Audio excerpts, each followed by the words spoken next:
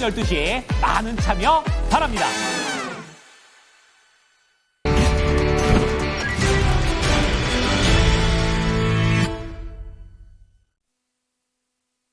세컨스탁입니다. 오늘장 준비 도와주실 분 알파경제의 김준호 이사 모셨습니다. 안녕하세요. 네, 안녕하십니까. 네, 오늘장 첫 번째로 볼만한 부분은요. 이 트럼프 2.0 내각의 재무장관이 지금 지명이 됐습니다. 바로 피콧 베센트라는 이 인물이 지명이 됐는데 어떤 인물인지, 그리고 간밤에 미국 증시가 이 인물에 환호를 했다고 하는데 이유는 무엇일지, 그리고 트럼프 정책을 어떤 식으로 좀 조율해 나갈지, 앞서 이 톡브리핑에서도 전체적인 지금 지명인에 대해서 이야기를 좀 나눴다면은 이번에는 이 재무장관 지명자에 포커스를 좀 맞춰보겠습니다. 재능연론 재무장관의 자리에 새롭게 오게 될 인물이잖아요. 그래서 더 관심이 쏠리는데 미증시에선 좋다고 하는데 어떤 인물인지 좀 소개를 해주세요. 네, 뭐 재무장관, 상무장관, 그다음에 USTR까지 이 세 명이 앞으로 무역 정책이나 전체 경제 정책을 조율할 가능성이 있겠죠. 또 이분의 첫 직장, 그다음에 가장 이제 히트치면서 돈을 많이 벌었던 직장이 어딘지 아세요? 월가. 네, 월가인데 네. 예, 조지 소로스입니다. 그래서 조지 소로스가 실제로 그 영국의 파운드화를 공격해서 파운드화를 박살냈을 때 그 부서에 있던 사람이고요. 네. 그래서 지금 뭐 오늘 재료에서 나오는 것처럼 그렇게 뭐 중도적이고 합리적이면서 이런 사람 아닙니다. 그냥 수익을 쫓아다니는 사람이고요. 그다음에 지금까지 트럼프의 뒤에서 경제 정책을 조언했던 사람이라서 트럼프의 정책에 반해서 무언가를 거부한다? 뭐 그럴 가능성은 제가 보기엔 거의 없다라고 보고 있고요. 뭐 전반적으로 기업인이니까 당연히 기업 친화적이고 시장 친화적일 가능성은 뭐 당연히 있다라고 보고 있고, 최근에 나오고 있는 코멘트의 전반적인 흐름은 관세보다는 오히려 감세 쪽에 먼저 포커스를 두는 모습이지만, 그러면 과연 뭐 그 관세는 전혀 움직이지 않을까, 트럼프의 정책에 반해서 뭔가 시장 친화적인 정책을 더 쓸까에 대해서는 저는 전혀 그럴 가능성이 없다라고 보고 있고요. 기본적으로 해치펀드의 CEO였던 사람의 특성은 결국 이익을 쫓아가는 것이고, 그 이익을 쫓아가는 데 있어서 트럼프의 주장도 결국 한 가지 아니겠습니까? 미국이 이익이 되는 방향으로 하겠다라는 거고요.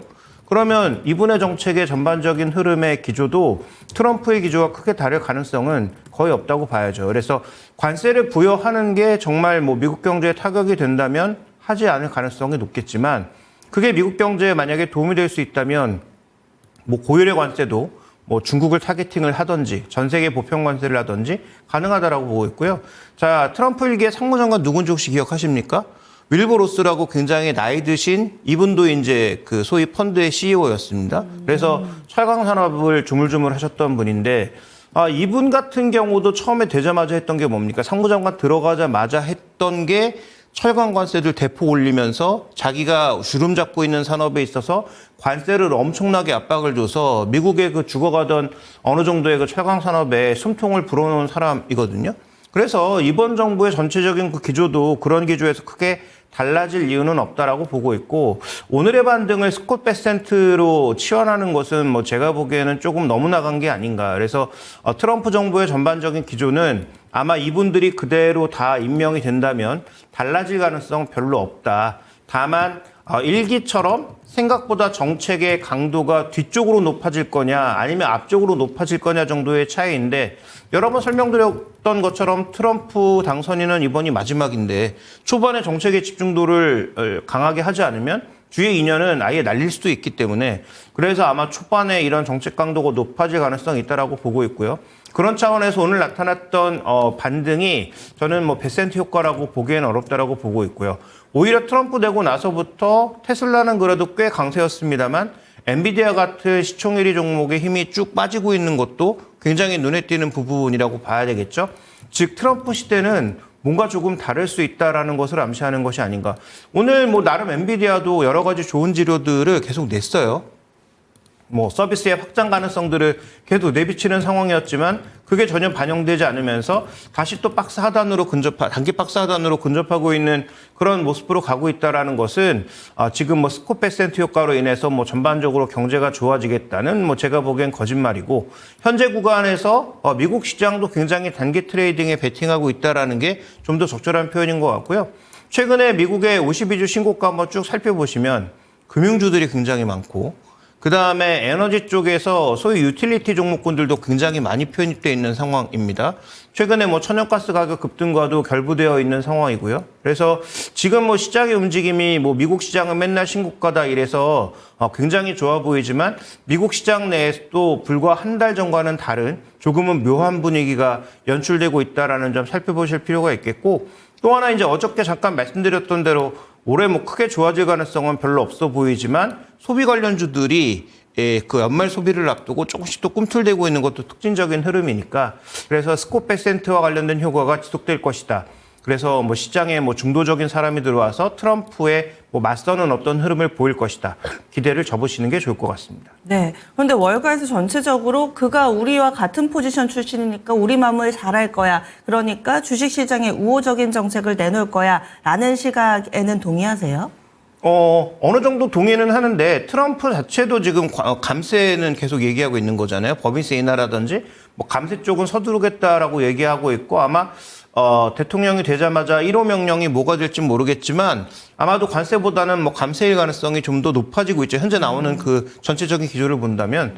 근데 그게 이제 전체적으로 기업에는 유리하긴 하지만, 그러면 지금까지 자기가 얘기해왔던 관세 정책이라든지 이런 것들을 포기할 거냐? 그렇지 않을 거라는 거죠. 그래서 이분의 전반적인 성향 자체가 뭐 친기업, 친시장, 그렇지 않다. 그냥 친미국, 미국을 위한 그런 전략일 가능성이 높고, 그래서 아까도 말씀드렸지만 관세를 부과하는 게 미국이 도움이 된다면 과감하게 할 가능성이 높고, 오히려 맨 앞 최일선에 나서서 할 가능성도 높다라고 좀 보고 있습니다. 네. 그리고 내각 얘기가 나온 김에 이게 좀 궁금한 게, 관세가 핵심 키워드가 맞잖아요. 근데 최근에 들리는 이야기로는 뭐 차등 관세를 매긴다. 중국에 더 높게 매기고 다른 국가에는 좀 차등해서 매기게 되면 오히려 더 좋아. 오히려 이런 분위기도 약간은 좀 형성되는 것 같은데, 이런 가능성, 그리고 만약에 이렇게 된다면 우리 증시는 어떨지 의견 좀 주신다면요. 근데 우리도 처음에 그 트럼프 대통령이 일기 때 우리랑 FTA를 수정하자고 얘기할 때 전체적으로 뭐 다 바꿔버릴 것처럼 얘기했지만,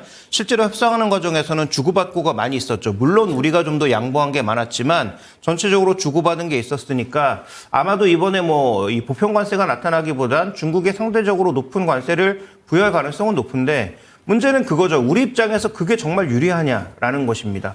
왜냐하면 우리는 여전히 미국과 중국의 수출 비중이 동일한 국가로서 중국으로는 완제품 수출보다는 반제품이나 부품 수출을 통해서 중국을 통해서 다른 나라로 나가는 것들이 충분히 있고, 여전히 중국도 무역 상대국 1위가 미국이라는 점에서 그런 부분들을 간접적으로 우리는 또 영향을 받는 거죠. 그래서 중국이 상대적으로 고일 관세를 받는 게 우리 입장에선 그렇게 유리하지 않고, 우리한테 더 불리한 건 중국을 압박하기 위해서 지금 중국으로 가고 있는 첨단 제품들의 만약에 수요를 막으면, 최근에 엔비디아의 하락 압력도 저는 가장 중요한 건 그거라고 보고 있는 거거든요.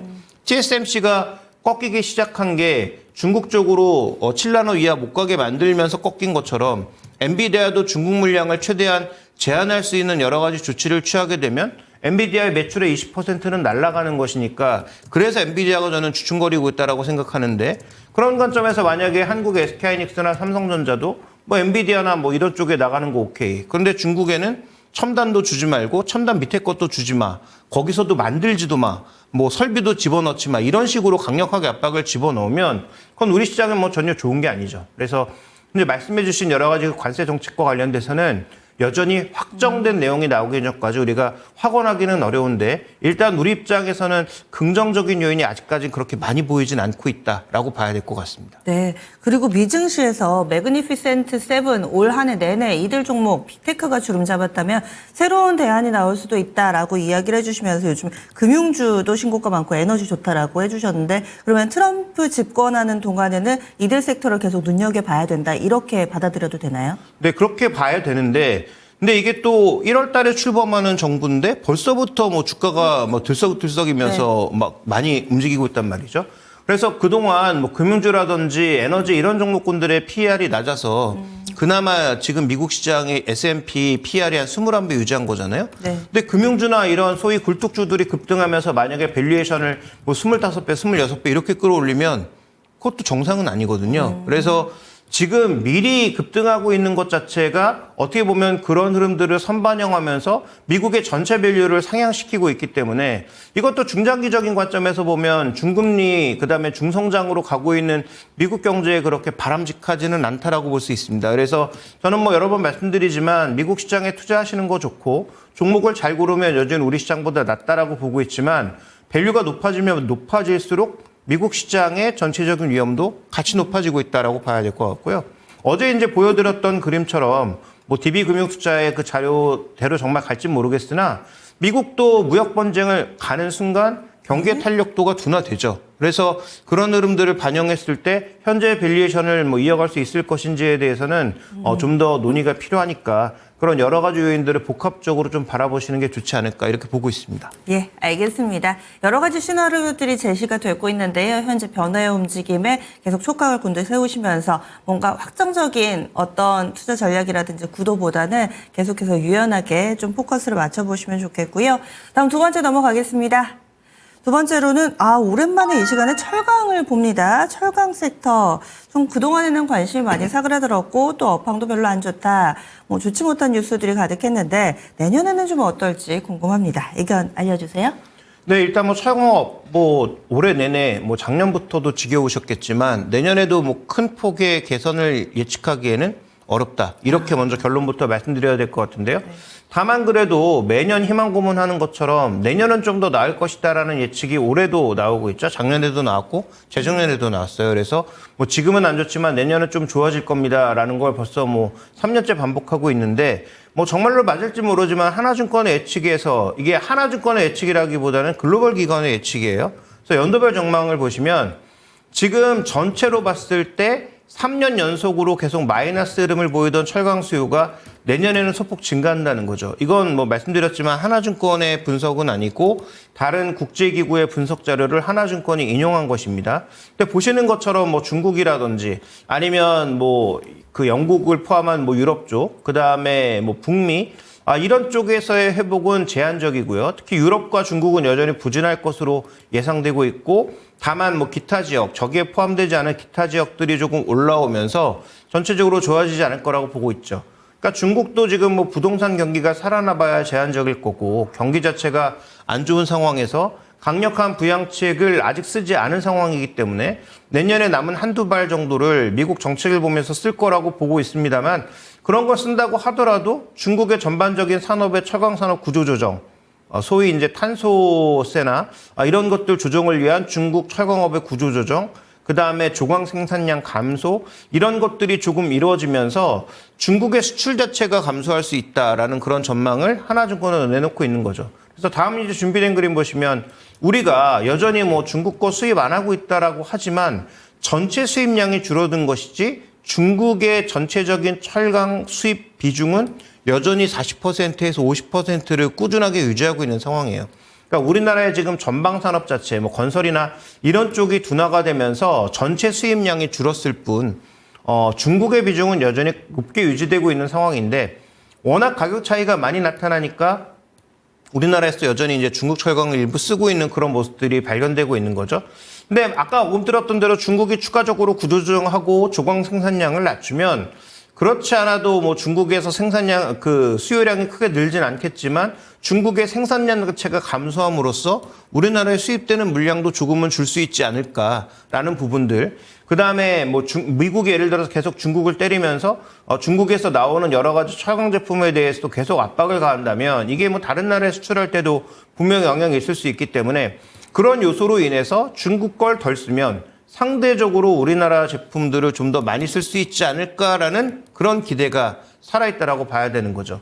물론 이게 되려면 if가 너무 많이 붙는다. 만약에 이렇게 뭐 조건이 이렇게 된다면 좋아집니다라는 if가 너무 많이 붙는다라는 관점에서 이 리포트에서 얘기하고 있는 뭐 현대제철과 포스코에 대해서는 뭐 긍정적인 의견을 드리긴 쉽지 않습니다. 뭐 락바텀 수준에 왔다는 건 맞지만 추가적으로 더 안 빠진다라는 것이지 이게 올라간다는 얘기가 아니잖아요. 올라가려면 약간의 모멘텀이라도 있어야 되는데 지금 전방산업 중에서 조선을 빼고는 다 애매한 상황이니까 지금 전방산업의 흐름들은 조금 더 지켜볼 필요가 있을 것 같고요.